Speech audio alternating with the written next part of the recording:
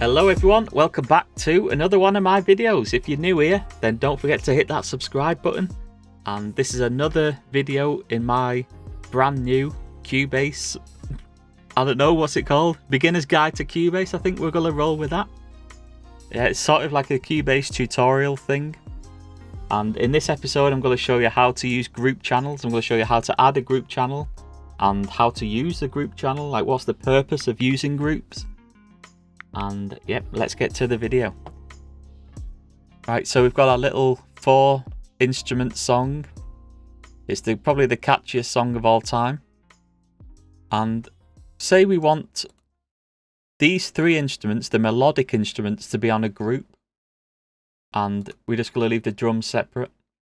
What I'm going to do is right click on this side panel again. And we're going to go to Add Group Track. I want the group to be stereo. I don't want it to be mono. So I'm going to click on this little drop down here and click stereo.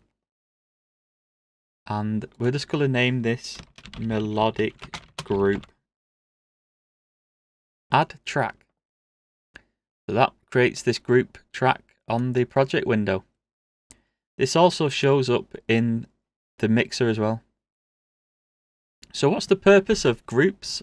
So basically, say I had, say, 10 tracks and I want to put the same reverb track on all of them 10 tracks.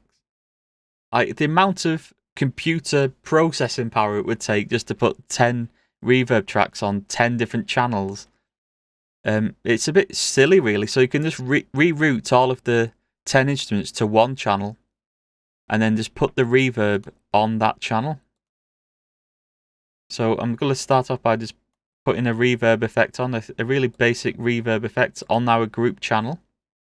So now that we have the group channel with the reverb on, we're going to want to send each of these instruments, these 3 instruments, to the group. So to do that, I'm going to click on the piano and I'm just going to click on this E. So it opens up this window. And then where it says stereo out here, I'm going to click on the drop down and I'm going to put it to that group. The group's melodic group that we've just created. I'm going to do the same for the other 2 channels. So instead of this track going straight to the stereo out, we're basically sending them straight to the melodic group instead.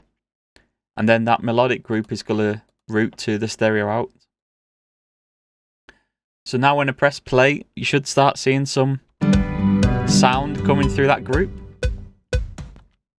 And one of the benefits of using the group channel is you can control the volume of these 3 channels just with this now. Let me put the loop back on.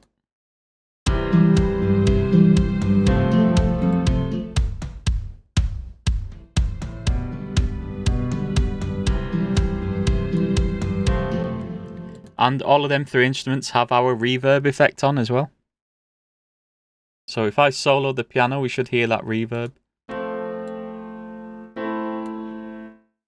If I solo the guitar as well. So you can control the volume of multiple instruments at the same time. And you can also limit the amount of effects that you're putting onto channels. So instead of putting 3 reverb effects on the piano, guitar and violin channel, I'm just putting 1 reverb effect on. And that is also saving us computer processing power in the process. So that's the benefit of using groups. There's also another way of doing it. So say you didn't have this group. I'm gonna delete this group channel. Say I want these 3 onto a group now.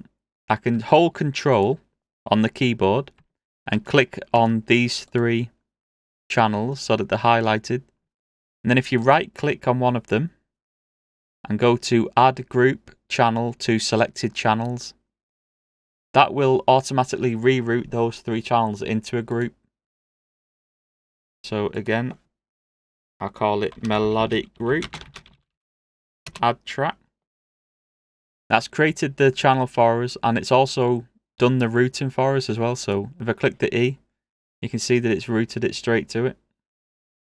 One thing to note before I go is make sure that you use a stereo group channel, because if you're going to be putting effects on the group, they're probably going to be stereo effects such as reverb and delays and things.